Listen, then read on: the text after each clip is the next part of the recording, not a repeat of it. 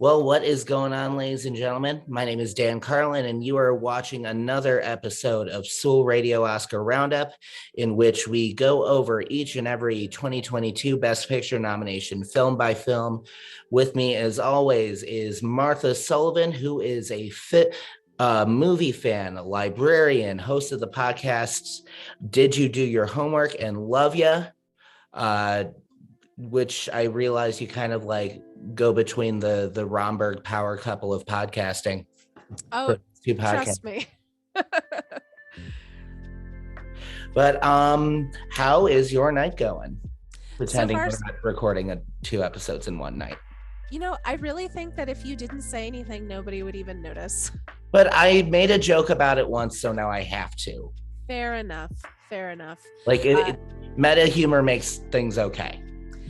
Things are going very well. There is nothing I love more than getting into the nitty-gritty about movies that I love and movies that I don't love. I can talk about movies all day, so I'm, as always, thrilled to be here and ready to pull our next movie apart.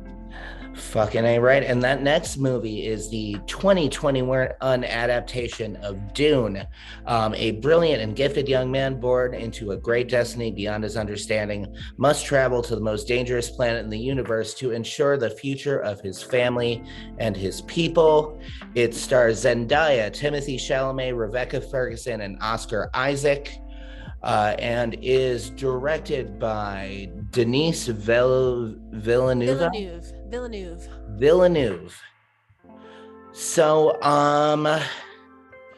this film, like Blade Runner a couple years ago, is the remake of a film after of a like an old hard sci-fi novel. So, did you see the old David Lynch version from the early 80s? Oh, yes. I wanted to start our conversation about this by asking you if you had any relationship to this source material, either the book or the 1984 movie, or the sci-fi miniseries. What is your relationship to the story of Dune? Did you have one? I have zero relationship to the story. I did actually, I didn't need to ask you that question because we watched that film like maybe sophomore or freshman year of high school during a sci-fi club meeting in which we had shit else going on. So we went into the screening room because I think like Tim Paul or somebody had the VHS in his backpack. Yeah, that sounds about right. Going forward now as like a 30-something who's experienced much more film, I am a massive fan of David Lynch. I do find Dune to probably be his weakest effort, despite the presence of Kyle MacLachlan. And that's interesting because I am not a super huge David Lynch fan. Like, I don't dislike him. He's just not generally my preferred flavor, and I love the 1984 Dune.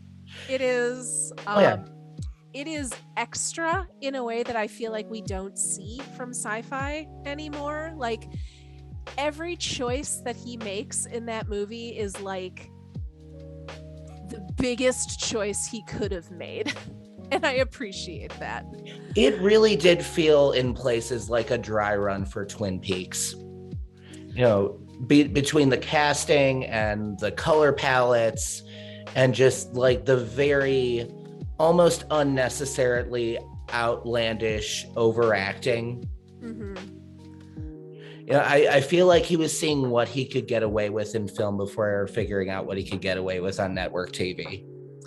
And in contrast, Denis Villeneuve's version is in parts, it is restrained to the point of being muted, which kind of bummed me out sometimes. Like, we get flashes of that, like, we're in the future kind of wacky sci-fi aesthetic, and then the last like hour and a half is just in a desert and it's all beige.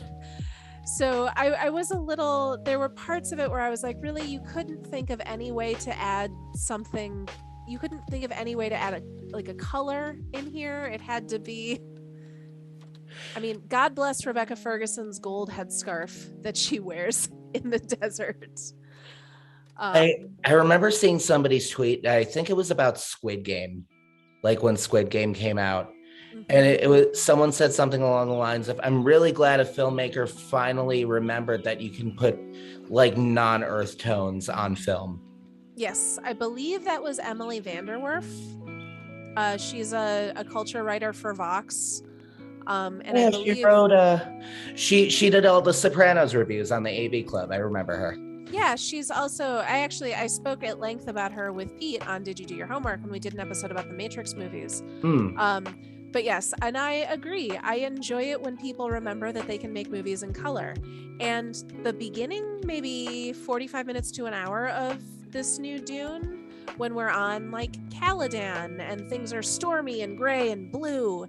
And right when Oscar Isaacs and Rebecca Ferguson and Timothée show up on Arrakis to take over, there's a lot of really great costuming that happens there, which I appreciated. But in general, I missed the excess of the Lynchian version. Like I missed how every decision was 1,200 times more over the top than it needed to be, because the book is outlandish in a lot of ways. I do have to admit that Dune is probably on the bottom of my list of the 4 films we've gone over, and it's just for like a personal preference thing. Well, and to be fair, it's only half a movie. Like, yeah. I mean, and I think, to your point, I feel like so much of the film was table setting for a second film that may or may not happen at this point. I believe it has been announced. Oh, it has? Yes. Yeah, I think it's slated for release next year. Oh, great. Yeah. Okay, I'm going to have to rewatch it then. It also gave into a lot of the impulses of like other hard sci-fi or fantasy like Game of Thrones did, where like it kind of assumed that I knew everything about the world before I actually went in, and there's not enough exposition for my liking, which I know a lot of people are into. And it's interesting that you bring that up, because I have a very deep relationship with all of the iterations of Dune. I've read all of the books. I really love the 84 movie. My Dune of choice is the 2001 sci-fi miniseries, which I think is incredible. And actually you can see a lot of the visual DNA in this, in the Villeneuve iteration. So I'm always curious to hear how somebody who does not have a grounding with the source material approaches the story, because this story is batshit. Like, there are 800 things happening at any given point. Sure. And how the filmmaker chooses to kind of convey those things without just like a wall scroll of text in a way that is going to be understandable by somebody who is coming to the material fresh is always really interesting to me. Yeah, like I probably just, aesthetically obviously wouldn't work, but if they freeze framed on Paul, Timothée Chalamet's character, and it voiceovered, yeah, that's me, you're probably wondering how I got here. I would probably understand the story a little bit more. Yeah, like pan over to him in his desert wear and like dead Fremen around his feet, and you get the record scratch. O'Reilly. Like, you're probably wondering how I got myself into this. Oh yeah, and that's the storytelling I'm used to. I respect those who can, thoroughly wrap their head around the kind that's more represented in Dune or Game of Thrones. I'm just not that person. But I respect the craft, and I respect those who can find meaning in it. The other thing to think about is, have you ever seen Lawrence of Arabia? Years ago. Because this is the same movie. It just takes place on a different planet. If it's the film I'm thinking about, I watched it in one of my classes at Columbia. Yeah, probably. I mean, it's a brilliant movie, but it is also very definitely a film school movie. Oh yeah, that Train Spotting, Brick probably all played in the same class. Memento. Memento. You know what? I will just sidebar on that. That is probably the most like legitimately hipstery claim I will ever have in my life, is that I was a fan of Nolan before it was cool. Fair enough. But getting back to Dune, how did you feel about the casting choices? Um, I am of two minds about it because on the one hand, I love them. I thought everyone was great. I actually thought that Timothée Chalamet did a really good job with a role that is almost entirely introspective.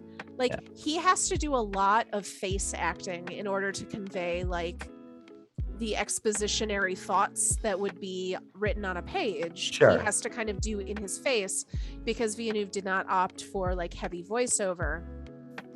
I'm very excited about part 2 when we will get more Zendaya because I thought she was great. um, I thought the chemistry between Oscar Isaac and Rebecca Ferguson was excellent, and that was another thing that I really wish we'd gotten more of. They have a scene that's really, really lovely where they're in bed together, and Oscar Isaac, who plays Duke Leto Atreides, who is Timothée Chalamet's dad, um, comments to Rebecca Ferguson that he says, "I should have married you." And the story that is contained within that line, I think, is so excellently deployed because it is like the foundation of their whole relationship. And I was really bummed that we didn't get more scenes of just familial intimacy between the three of them. What I am torn about is that Dune is a story that borrows heavily and deeply from Islamic tradition, and there are no Islamic actors in this movie. It does a little bit better than the 1984 version in that there are actors of color in the movie. Sure. But it is a bummer that we keep making this story without putting any faces in it that represent who Frank Herbert was inspired by and stealing from. And who are those people, for those who are unaware, myself included? Oh, no, it's fine. There is a lot of Islamic and Muslim tradition in the Fremen, like the Fremen way of life and their rituals and religion. It's more apparent in the book, but a lot of the language, like Kwisatz Haderach is Islamic, Gom Jabbar, like the Islamic language of Dune is very, very heavy, and is something that I guess I should say Arabic, not necessarily Islamic. But like Shai Hulud, the giant worms, Mahdi, which is the nickname that Timothée Chalamet's character Paul takes on, like these are all Arabic words, and by not kind of acknowledging that in some way, and I mean it's a fictional story, it's a science fictional story, Sure. but it does end up feeling appropriative to take these actual words and apply them to these fantastical concepts, and then not have your cast representative of this culture that you're borrowing from. Gotcha. I mean that's a valid point, and I see the argument of it's fiction, maybe Arabic culture is the source material, but it doesn't necessarily need to go back to it. I don't agree with that argument, but I get where it comes from. I do too. I think it's a little cowardly, or easy, I guess I would say, especially when the language is not based on, it is lifted wholesale. Like, I think it's one thing to tell a story that is inspired by a different tradition than your own. Like, I read a lot of fantasy that is inspired by different cultures, but I think it's another thing when you are taking the language and taking the words and then not kind of bothering to contextualize them, not appropriately, but if you're not bothering to like acknowledge where this stuff came from. Yeah, like if you're going to provide an homage to an entire culture, at the very least, don't half-ass it. Yeah. And the movie actually goes one step further. The book refers to the war that Paul is, so Paul ends up being this prophesied chosen one who is destined to like lead, like change the world or change the universe in a lot of different ways. He ends up being multiple people's chosen ones. And the book refers to him leading a jihad with the, like, on behalf of the Fremen, which I believe gets changed to crusade in subsequent film adaptations, like shying away from that word, which I think we consider to be very, very loaded. So then it becomes also like picking and choosing which references you're keeping, and becomes even one more step removed. Because like at least Frank Herbert was like, this is what it is. It's a holy war. It's a jihad. This is what I'm calling it. And then whatever you think of that choice, it does kind of dilute that even further to be like, we're going to back away from that language choice a little bit. Understandable. And yeah, given the current climate, I again understand where one might want to shy away from certain aspects, but at the end of it feels very transparent what the attempt was. I agree. And at the end of the day, you still have a planet full of people of color who are ultimately going to rebel against the white colonizers that have been moving in on their planet for generations and like completely disrupting their way of life. There was a Twitter meme going around for a while that was like, describe Dune in one sentence.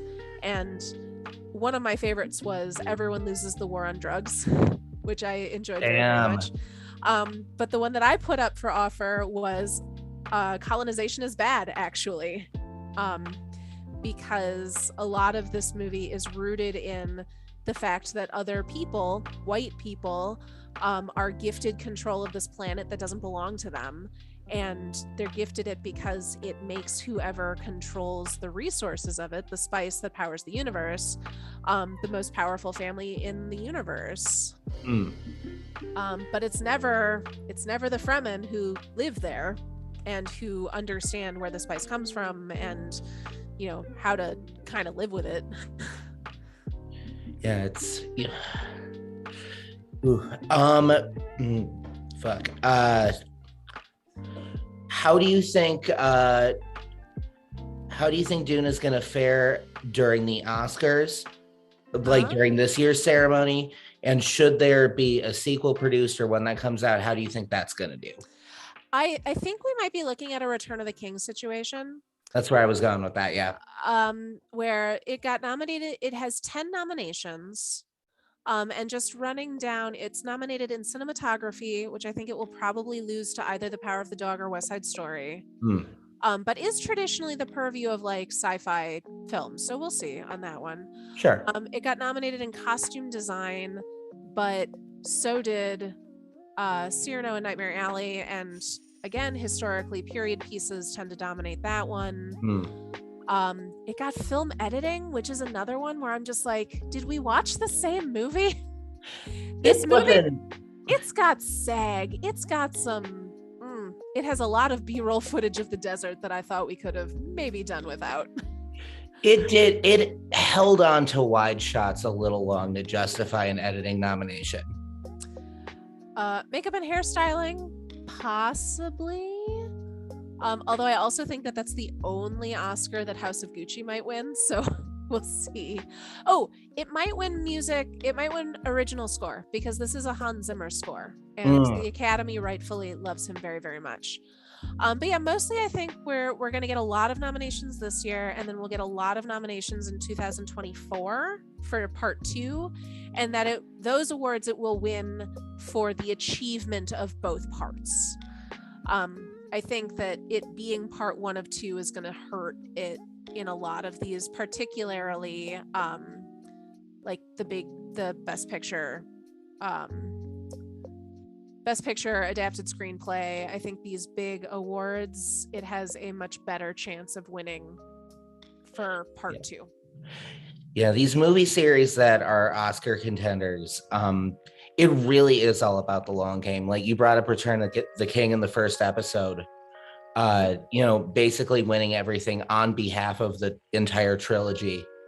And it's also, they do the same thing for actors. Like technically Al Pacino won Best Actor for Son of a Woman, but like really he won it for The Godfather 20 years later.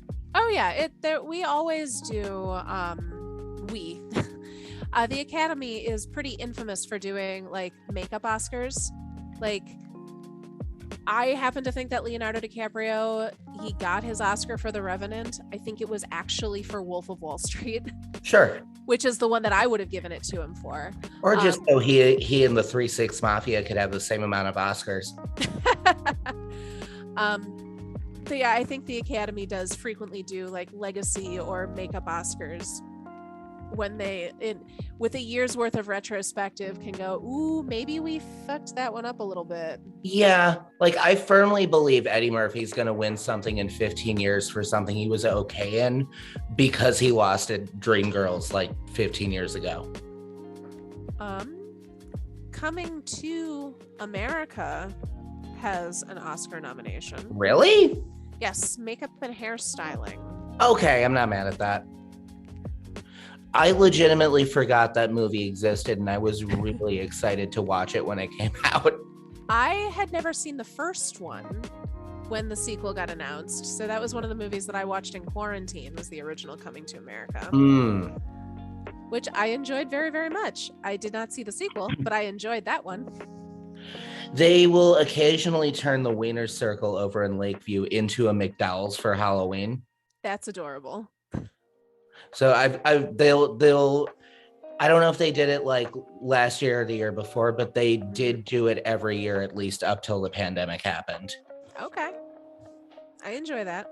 Yeah, it's nothing wrong with that shit. I had a whole like lead out point to this. So just real quick, I would like to talk about the villains of this story. Yes. So we have not Alexander Skarsgård, Stellan Skarsgård. And who plays the Beast Raban? It's the wrestler who also played Drax. Dave Bautista. As Glossu Raban. Yes, so he plays Raban, and Stellan Skarsgård plays the Baron Harkonnen, who are the previous owners of Arrakis, which is the planet that is Dune. They have it taken away by Oscar Isaac, and then they, kill him to take it back. I think Dune has great villains. I am a little bit bummed that Fade Routha, who we all remember from the 1984 version of Dune, was played by Sting, and is Raban's younger brother, did not make it into this movie. And I am deeply hoping that they are saving him for the next movie, because he, especially as portrayed by Sting in the David Lynch movie, is incredible. The Harkonnen family is like this really great balance of just grotesque, over-the-top evil and like aristocratic elegance, which is a balance I don't think we see a whole lot of in this modern iteration. Stellan Skarsgård is a much more straightforward, like disgusting, obese, grotesque character. And I do think we miss out a bit on what makes that character so interesting by losing the like elegance that previous iterations have had, or at least the attempt at elegance. Because one of the things that's kind of creepy about him in the David Lynch version is that he's trying for this like French Versailles aristocracy air. But it's like the uncanny valley version of that, so it ends up being like much creepier than like elegant or beautiful. I'm looking at the cast now. This is kind of a murderer's row of actors. We have Josh Brolin and Jason Momoa play the kind of like attachés to Paul's family. I will say that Dune just looks like a movie Jason Momoa belongs in. Truly, like they announced his casting and it was like, yeah, that's correct. Like, yeah, we know. He also gets like the best fight scenes in the movie. Like he takes down a zillion people in his final fight scene that is very effective. And then Josh Brolin plays like the head of security and gets a very good like fight scene mentor scene with Paul in the beginning. I think whatever I think about the visual design of this movie or the editing, I think the acting is great. It was a very pretty movie, and I will especially like take my hat off to Timothée Chalamet, who I always liked him. He to your point, he's always been a little more like overstated and exuberant, and I did like how subdued his performance was. I didn't think he was capable of that. Yeah, I've enjoyed him in everything I've seen, and I also enjoy that he is different in everything I've seen. Like, true. I think there's a through line that you can draw between his roles, but they are all like an evolution rather than feeling like he's bringing the same thing to every movie.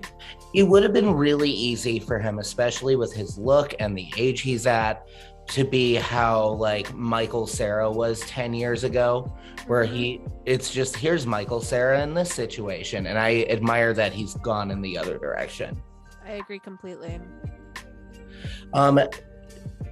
Here's somewhere where I can actually contribute. I completely forgot about Sting being in the Lynch version, but it kind of goes towards Lynch's trend of casting music artists and other pop culture figures and making them just like exaggerated versions of themselves and somehow having it work within the narrative. Because he did the same thing.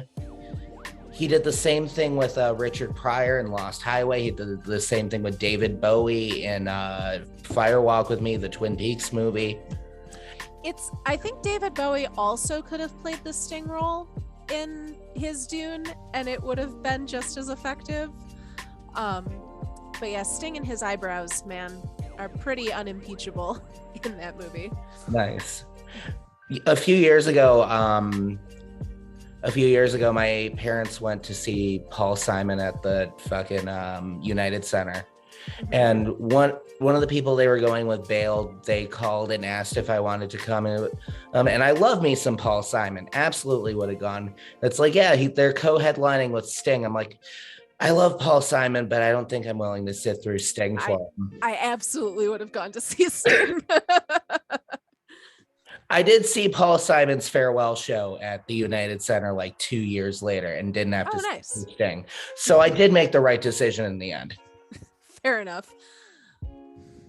Yeah, it's not like when Prince played and I was like, nah, he'll be here next year. Damn. I know, right? Well, thank you for essentially steering this whole fucking episode, Martha. No problem. This is one of those stories where like I've been hip deep in Dune for most of my life. So like I'm always here. Whatever complaints I have, like I'm here for it. I hope that everybody gets to make their own version of Dune, because I think it's a story that has a lot of room for whatever you want to say with it. Like there's a lot of room for different interpretations, and I'm here for all of it. Do you think after the second film comes out, the first one will be represented? You know, like appreciated more just from the sum of its parts. I do. I think that it will become a movie that we look at as like part 1 and 2. A lot. I mean, I feel the same way about it as I do the Avengers Infinity War and Endgame. Like, Sure. I like Infinity War so much more because of the resolution you get in Endgame. And I feel a little resentful about that because I think movies should be able to stand on their own, but also that's what this is. So I think it is going to be like, well, Dune is a 5-hour movie that we sit down and watch the whole thing of. Yeah. Like, you got to sit through part 1 to fully appreciate part 2.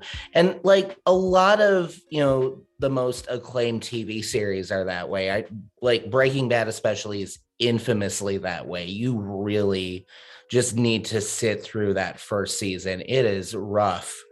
But once you actually get there, what's up? I will take your word for it. Breaking Bad is not my jam. Fair enough. I get what you're saying though. Yeah. And Mad Men is supposedly the same way, but I couldn't do it. So fair enough. Yeah. Where can we find you around these internet parts, Martha? Sure. So I co-host 2 other podcasts. I co-host Did You Do Your Homework with my friend Pete Romberg, which is a pop culture podcast connecting academic ideas to popular media. And I co-host Love Ya, which is a tour through streaming teen cinema and rom-coms, which I host with Pete's wife, Marin. You can find those on Apple Podcasts. I was about to say iTunes, but that's the same thing now. Stitcher, Spotify, anywhere that aggregates podcasts. You can find me personally everywhere on the internet under Magical Martha, including a newsletter that I write at tinyletter.com/Magical Martha. I do publish issues of that whenever I feel like it, which lately has not been very often. But the archive is kind of fun to go through. Yeah, I do fondly remember like several year-end lists. So I love a ranked list. I say what you will about listicles, though they are thoroughly engaging every damn time. Correct. All right, and just to keep things consistent, that's Paulie. He's been in this episode now. He was much better behaved this time. That's because I wasn't getting groceries delivered this time. Got it. The ghost of Fun Dip lives through him. Fucking loudmouth.